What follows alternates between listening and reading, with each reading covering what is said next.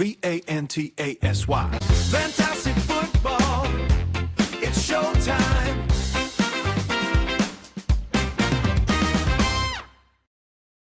Back by popular demand, it's episode 2 of the Vantasy Football Show with the original father-son duo.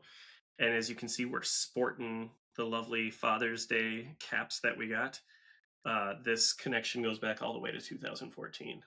Love you, bud. And you'll notice that slight nod to the best team in the NFL, the Green Bay Packers, the color scheme. So they're like everyday hats that really support the pack and the show at the same time, which we like. So today's topic, we're going to jump right into it. And today's topic is to look at which wide receiver would you rather have. We're going to play a little game called This or That. And which elite wide receiver is more likely to bounce back after a disappointing 2025 season? Is it going to be the Vikings' Justin Jefferson, which I will be arguing, or the Dallas Cowboys' Cee Dee Lamb? And making the case that Cee Dee Lamb deserves your pick at the end of the first round at the 1-2 turn, I turn it over to you, good sir. What's the case for Cee Dee Lamb? All right, we'll start off with Dak Prescott in a security blanket. Cee Dee Lamb.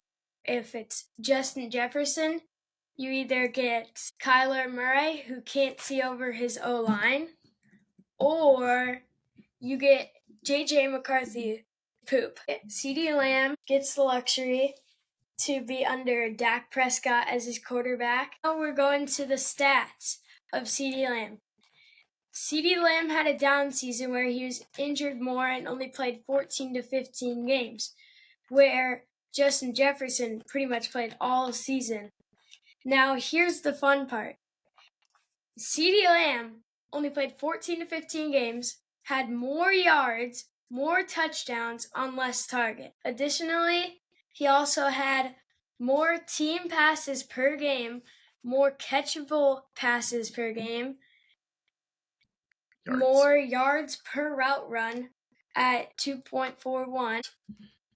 I do like your point about Kyler Murray. Can't see over the O-line. And if it is J.J. McCarthy, it might not be much better. Those are valid. As is his stat line. I have to concede those points to you. All right, let's talk about why Justin Jefferson, though, is the best value at the 1-2 turn when you're looking for a bounce back wide receiver. And the case for Justin Jefferson is best made by looking at history. History shows Justin Jefferson is the better talent. Both Cee Dee Lamb and Justin Jefferson were drafted going into the 2020 season. They've played 95 games for Cee Dee Lamb, 94 for Justin Jefferson.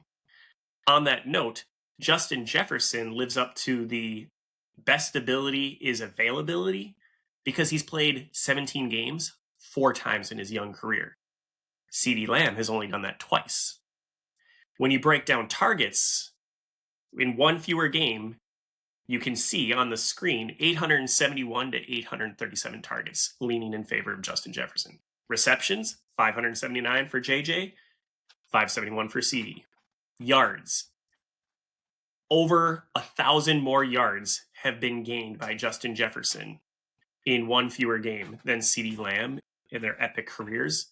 8,480 for JJ, 7,416 for Cee Dee Lamb. Justin Jefferson had never produced less than 1,074 yards until last season when he produced 1,048 yards. And that, I think we can all attribute to number 9 being his quarterback. And don't forget that Max Brosmer, the University of Minnesota standout, also got some playing time with him. First downs, to finish this point up, 47 times that he helped move the chains. Again, thanks 9 and Brosmer. Carson Wentz, the best quarterback he got to play with last season. And then his touchdowns, while typically he scores 5 to 10 in his career, he's only scored 2 last year. So all of those show history is on the side of JJ. By the way, fun fact, JJ also has a passer rating of 101.6 in his career. He's thrown the ball almost every year, and his passer rating is at 101.6, which is probably indicating he'd be the better alternative to anybody that threw the ball to him last year. They should have just rode with him. The man is nothing but talented. The other argument to make in favor of Justin Jefferson, he's an undisputed alpha in his own offense. He got a 30.3 target share last year. And while the team pass rate was less than the Cowboys last year, the Cowboys are getting a better defense. And the Vikings defense is already elite. KOC will need to pass the ball more in this year's NFC North. The running back room of Minnesota is not that impressive. When you take a look at when people are coming off the draft boards right now, Javonte Williams is the 17th rated RB, whereas old man Aaron Jones is the 37th RB in expert consensus rankings in fantasy. And that shows that the Cowboys will run it in the NFC East because they have a better running back who's capable, whereas it's just a huge question mark for the Vikings. Furthermore, Jake Fergalicious is tight end 12. And guess where TJ Hawkinson is in expert consensus rank? 46. 22nd. And then speaking of 46, that's where Jordan Addison is. You know where George Pickens is? Number 10 overall. My point is the ecosystem, the supporting cast that Lamb has to compete against is much more involved than the Vikings. JJ will remain the undisputed alpha, and that is going to give him a huge advantage over Cee Dee Lamb this year. My point is having the better team gets you farther in the playoffs, which makes you play way more games than a trash team that doesn't move on to the playoffs. And if this was regular NFL football, I would agree with you. Keep in mind, we play fantasy football.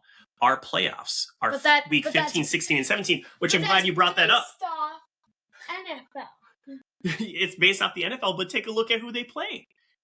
The week before playoffs, if you need to get in, Cee Dee Lamb, he's got to go against Seattle Seahawks on the road. Week 15, if you're lucky enough to get into fantasy playoffs, he has to play against the LA Rams on the road, who just picked up, oh, that's right, Myles Garrett, and robbed the KC Chiefs of every decent defensive back that they've ever had. And then the 16th week, it's against the Jacksonville Jaguars. And then in the 17th week, they do play the Giants at home, who they won't have to pass. The Giants are going to be trash. They have an injured running back, an injured wide receiver. Isaiah Likely is not going to put enough together to cause Cee Dee Lamb to get fed. History's on my side. The stats are on my side. And the schedule is on my side.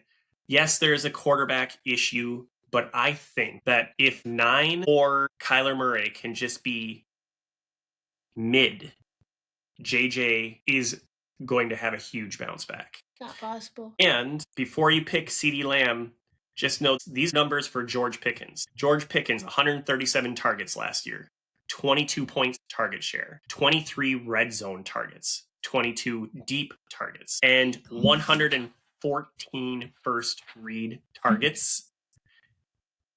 JJ is the undisputed alpha. Cee Dee Lamb may not be the alpha on his own team. Teacher, my turn. Yeah, give it a go. But if Kyler Murray starts, if you had Marvin Harrison Jr. on your team last year, he kind of hates number 1. And if you had Michael Wilson last year, he loves the number 2. So, in my defense... On the issue of Kyler, he really is the wild card here, and you're right to bring him up yet again. And it's just going to be the tale of two Kylers. Will he be Kyler Murray, who fed DeAndre Hopkins not too long ago, or the Kyler Murray that sacrifices his alpha so that he can feed the tight end and the wide receiver too underneath in open coverage? And so that really is the one drawback to Justin Jefferson. The player himself, the ecosystem, the head coach, it all points in his direction. History is on his side.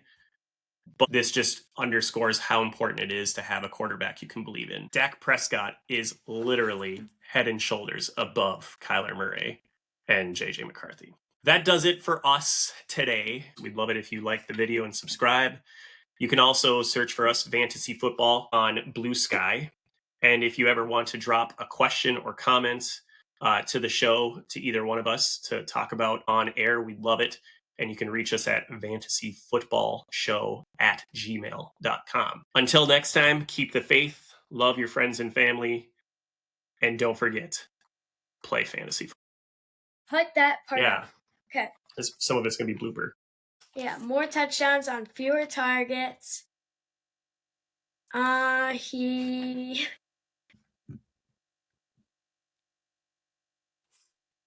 Okay. What else did he do better? That's your He kind point. of sucks What- booty cheeks. By the way, until last year, Jefferson had never garnished more than 1,074. Garnished. Garnish is what you do to something in the kitchen. Mm-hmm. Justin Jefferson had never garnered more than... You're selling right now. Yeah, I am. He's selling. Yeah. Let's try that again.